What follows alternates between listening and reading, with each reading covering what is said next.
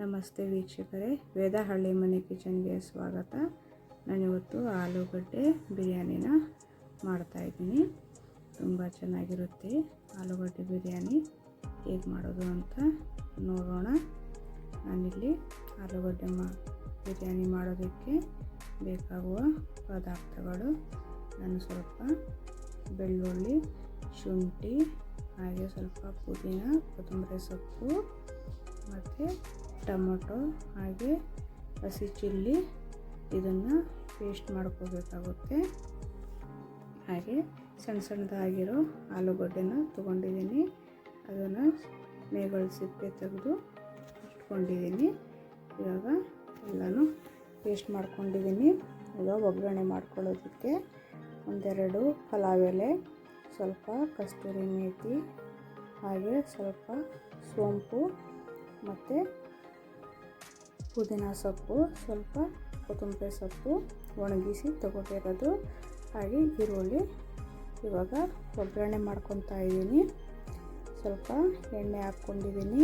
ಇವಾಗ ಎಲ್ಲ ಮಸಾಲೆನೂ ಒಂದೇ ಸಲ ಹಾಕ್ಕೊಂಡು ಚೆನ್ನಾಗಿ ಬಾಡಿಸ್ಕೋಬೇಕಾಗುತ್ತೆ.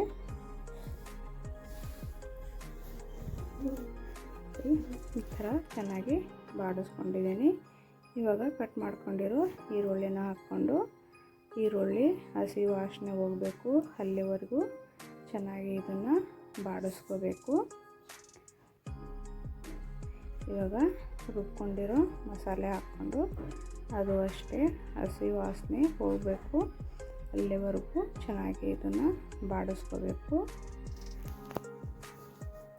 ಯಾರೆಲ್ಲ ನನ್ನ ವಿಡಿಯೋಸ್ ನೋಡ್ತಾ ಇದ್ದೀರಾ, ಪ್ಲೀಸ್ ಲೈಕ್ ಆ್ಯಂಡ್ ಸಬ್ಸ್ಕ್ರೈಬ್ ಮಾಡಿ.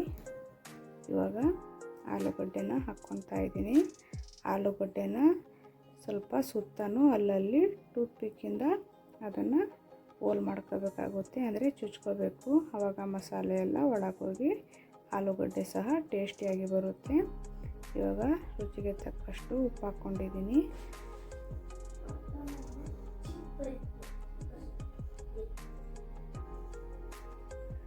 ಇವಾಗ 1 ಟೀ ಸ್ಪೂನು ಗರಂ ಮಸಾಲ ಹಾಕ್ಕೊಂಡಿದ್ದೀನಿ. ಹಾಕ್ಕೊಂಡು ಚೆನ್ನಾಗಿ ಇದನ್ನು ಬಾಡಿಸ್ಕೋಬೇಕಾಗುತ್ತೆ.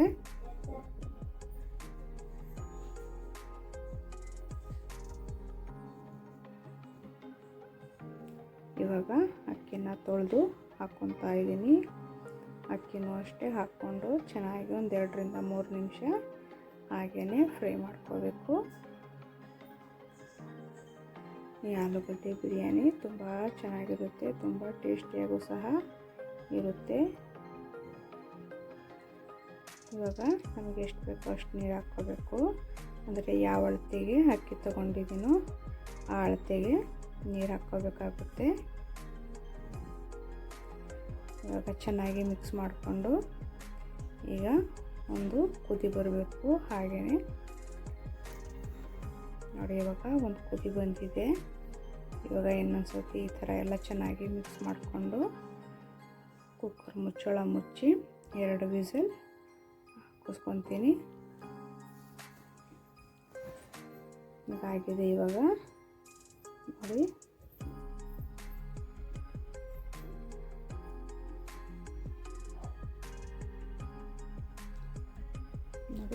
ಆಲೂಗಡ್ಡೆ ಬಿರಿಯಾನಿ ರೆಡಿಯಾಗಿದೆ.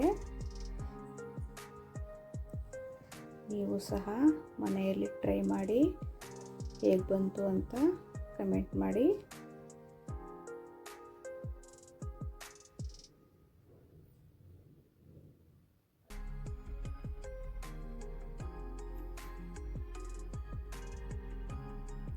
ಈ ಬಿರಿಯಾನಿ ಮೇಲೆ ಮೊಸರು ಇಲ್ಲ ಚಟ್ನಿ ಏನಾದರೂ ಹಾಕ್ಕೋಬೋದು. ಈ ರೆಸಿಪಿ ನಿಮಗಿಷ್ಟ ಆದರೆ ಲೈಕ್ ಮಾಡಿ, ಕಮೆಂಟ್ ಮಾಡಿ, ಹಾಗೆ ನನ್ನ ಚಾನಲ್ನ ಸಬ್ಸ್ಕ್ರೈಬ್ ಮಾಡೋದನ್ನು ಮರಿಬೇಡಿ ವೀಕ್ಷಕರೇ. ಧನ್ಯವಾದ.